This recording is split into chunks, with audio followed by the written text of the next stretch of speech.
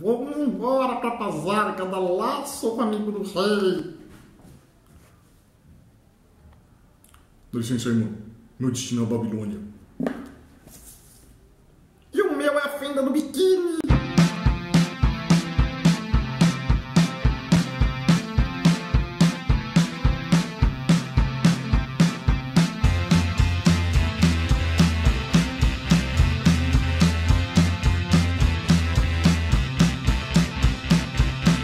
E atendendo a pedidos, hoje a gente vai falar sobre Mesopotâmia, né? Na videoaula da semana passada a gente falou sobre o Código de Hammurabi. Apareceu um bando de gente aí pedindo para falar um pouco mais sobre esses povos mesopotâmicos, que são vários, né? E que vão conviver ali, vão entrar em choque o tempo todo. Pois é um negócio bem confuso que obviamente a gente não vai conseguir falar tudo numa aula só. Mas vamos lá. Começa pelo local. Mesopotâmia, vem de meso, né? Meio, potamos, rio, né? Terra entre rios, terra no meio das águas.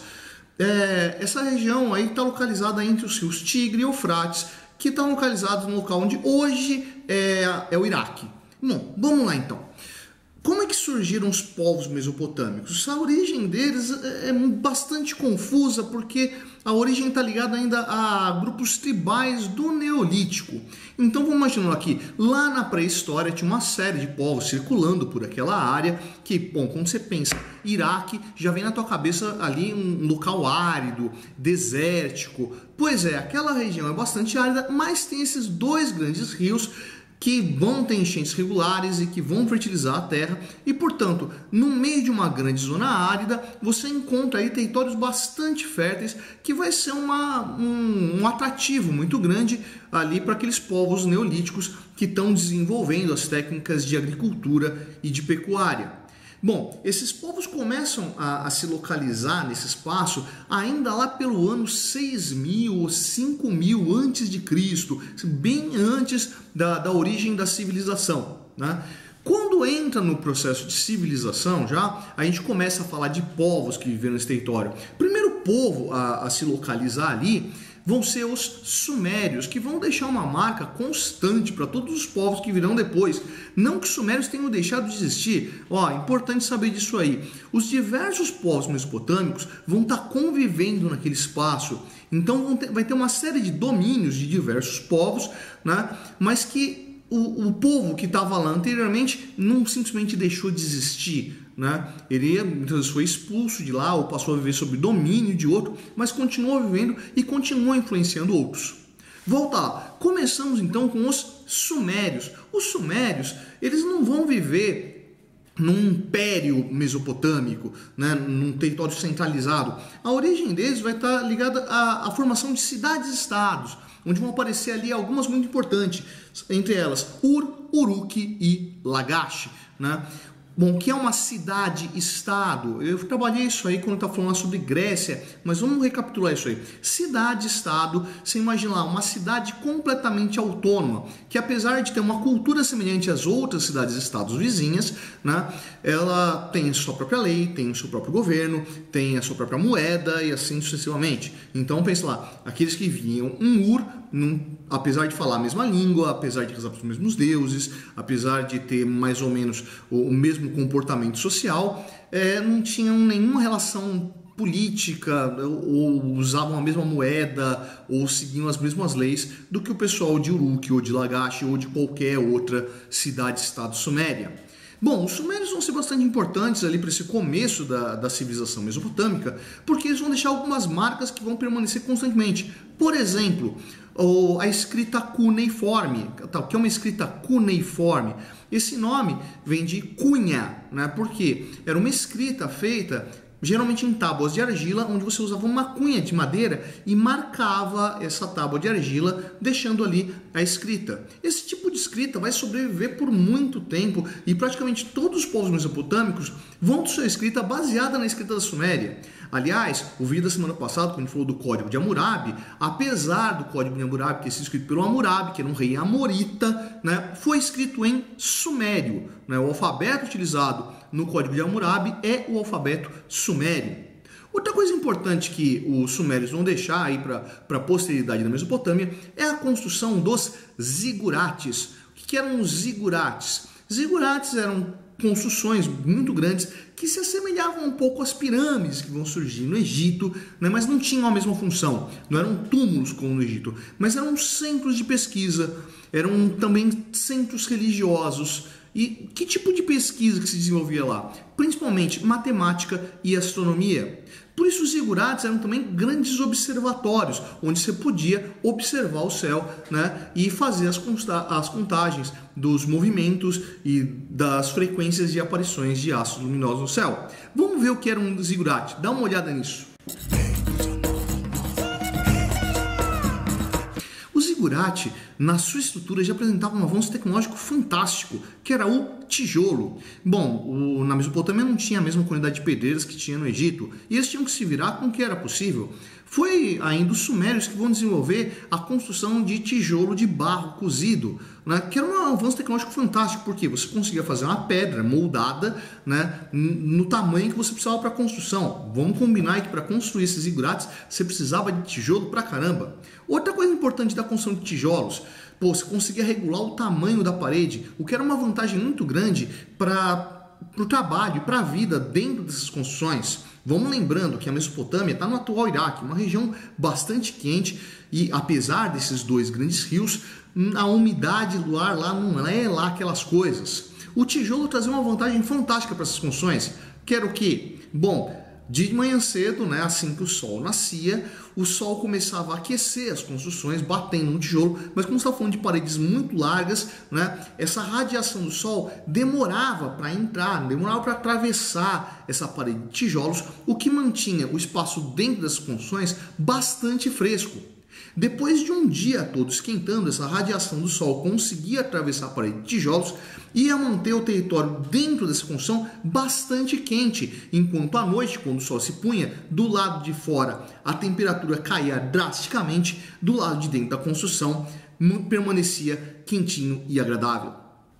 Nessas pesquisas realizadas pelos sumérios, eles vão desenvolver um sistema numérico que eu falei um pouco na última aula, quando falando lá do Código de Hammurabi, que é o sistema numérico baseado no número 12. Eu mostrei como é que conta a partir dos 4 dedos lá, vai lá, dá uma olhada no vídeo, né? Que o 12, esse sistema numérico, vai ser importante inclusive para fazer as contagens do ano. Gente, os sumérios são os primeiros a parar para observar os astros e começar a dividir as constelações que estavam no céu, né? Se você aí gosta de dar uma olhada em horóscopo, né, agradeça aos sumérios, que eles vão dividir as 12 constelações do zodíaco, né, reconhecendo ali 12 conjuntos de estrelas na Via Láctea, né, que marcavam a passagem do ano, né? O nosso ano também está dividido em 12 meses. Não tem a ver diretamente com os sumérios. Eu falo isso no vídeo que eu falo sobre o calendário romano. Se você não viu, ó, vou botar um link para você dar uma olhada, né? Mas a primeira organização assim vem dos sumérios. Outra coisa que vai ser a criação deles é a organização da semana em uma semana de 7 dias. Pois é, a gente que fala português tem uma problemática para poder fazer essa contagem, porque a gente chama os dias da semana de domingo, segunda, terça, quarta, quinta, sexta-feira e sábado.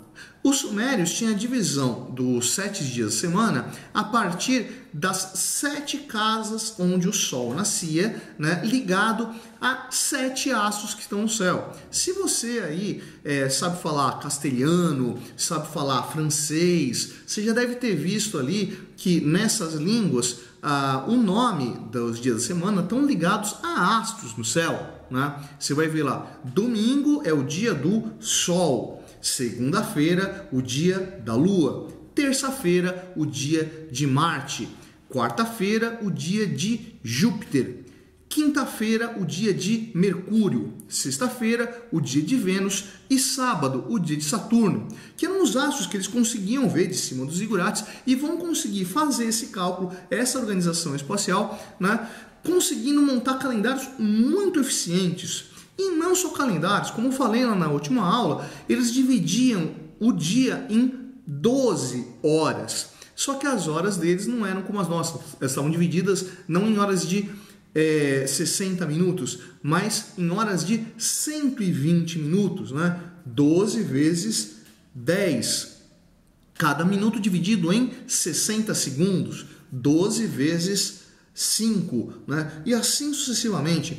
Percebe então que os sumérios eles vão dar início a uma formação de uma sociedade urbana muito bem organizada e muito baseada em conhecimento técnico-científico. A busca deles pelo conhecimento vai ser fundamental para a sobrevivência material dentro dessas cidades-estado sumérias. Outro legado deixado pelos sumérios é a literatura, né? A mais antiga saga heróica que a gente tem registrado na história aí vem lá dos sumérios, é a chamada Canção ou Epopeia de Gilgamesh. Essa canção fala a história de um rei da cidade de Uruk chamado Gilgamesh, que sai numa missão. Ele sai em busca da vida eterna. Cara, essa busca da vida eterna do Gilgamesh vai passar por uma série de figuras, ali, por uma série de personagens que você percebe claramente que influenciaram outros povos. Por exemplo, na canção de Gilgamesh, ele fala de uma outra história, de um outro personagem que enfrentou um dilúvio e que guardou uma série de animais dentro de uma arca e conseguiu assim salvar a humanidade e os animais dessa destruição causada pelos deuses. Obviamente essa história vai influenciar a história de Noé, que vai estar lá entre os hebreus. Aliás, hebreus, outro povo de origem mesopotâmica, sobre o qual eu também já fiz um outro vídeo, ó, link aí do outro vídeo, se você não viu, vai lá e vê civilização hebreia. A religião suméria não era lá muito positiva, não.